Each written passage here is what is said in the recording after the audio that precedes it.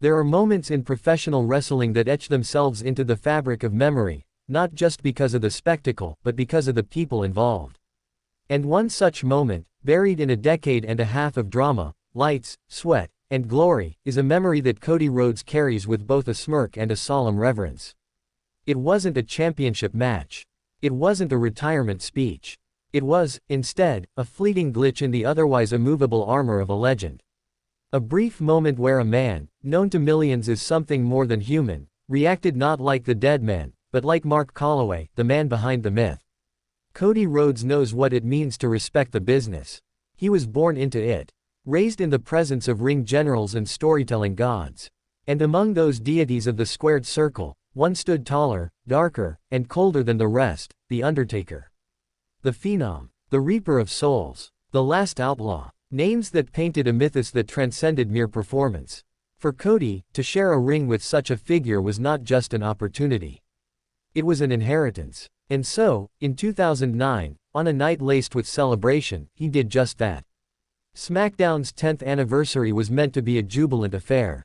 A showcase. A victory lap. The very best WWE had to offer were all there.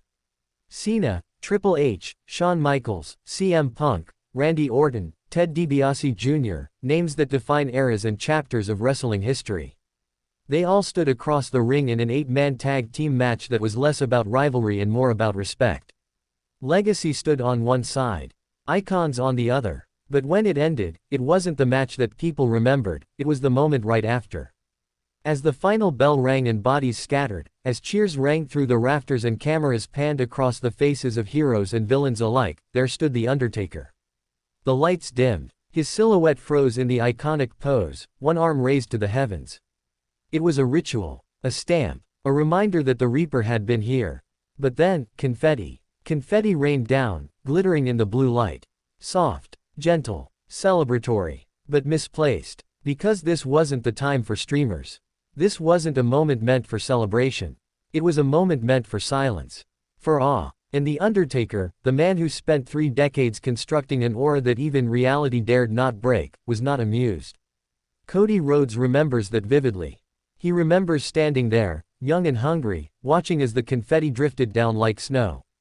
Watching as the Deadman's expression didn't just harden, it burned. Cody knew immediately. Someone backstage had ribbed the Undertaker. A joke, a miscue, a moment that, while harmless to some, had punctured the sanctity of the character. The Undertaker didn't need pyrotechnics. He didn't need sparkle. What he demanded, what he commanded, was respect. And in that moment, the joke wasn't funny. The rib wasn't cute. It was a mistake. And Cody felt it in his bones. Because in wrestling, respect isn't a word, it's a law.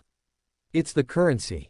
And no one, absolutely no one, commanded more of it than the Undertaker. This wasn't a man who smiled for selfies. He didn't laugh at backstage antics. He didn't do bloopers. He did mystique. He did presence. And above all, he did seriousness. Kane may have cracked jokes. Austin may have spilled beer. But Undertaker brought death to the ring, and with it, reverence. So when that confetti dropped, it was as though someone had tossed glitter at a funeral. Cody saw it, felt it. He felt the weight of 1,000 unspoken rules being shattered in that one innocent moment. And the look on Undertaker's face.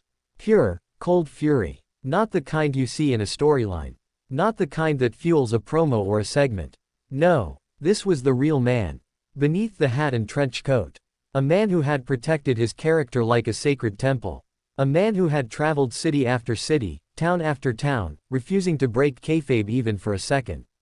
And here he was, being turned into part of a party.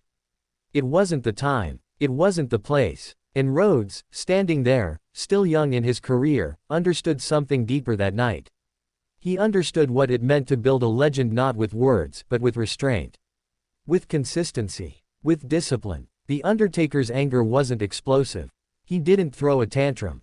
He didn't lash out. He simply stood there, confetti still floating around him, in silence. But his silence was louder than any shout. It was a silence that echoed across the locker room. A silence that spoke to everyone, don't mess with the legacy. Cody learned that night that the ring is more than just canvas and ropes. It's sacred ground. And when you share it with someone like The Undertaker, every step you take must be measured. Every breath must be earned. Years have passed. SmackDown has had more anniversaries. The landscape has shifted. New stars have risen. The business has evolved. But the myth of the Deadman endures. Cody, now a top name in his own right, carries those lessons. He speaks with a tone of reverence when he recalls that night. Not out of fear, but out of admiration. Because very few have carried a gimmick so far, so long, and so consistently as The Undertaker did. There's something tragic, almost poetic, about that moment. A symbol of modern WWE, confetti, celebration, production flair, clashing against the old guard's stoic resistance. The old ways. The sacred codes. Cody saw the past and future collide that night. And he never forgot the feeling. The Undertaker, even in that moment, reminded everyone what it means to protect a legacy. Wrestling is about moments. Not all are scripted. Not all are foreseen. Some come uninvited, like confetti in the dark. And some leave behind a message that outlives the match itself. That night, the message was clear. Legends are not to be played with. Characters are not to be tampered with. And the aura of the Deadman is not to be glittered on. Cody Rhodes, now a storyteller in his own right, carries that truth. Not as a burden, but as a badge. As a reminder that greatness isn't made by titles alone. It's made by commitment. By the refusal to let the illusion crack, even for a laugh.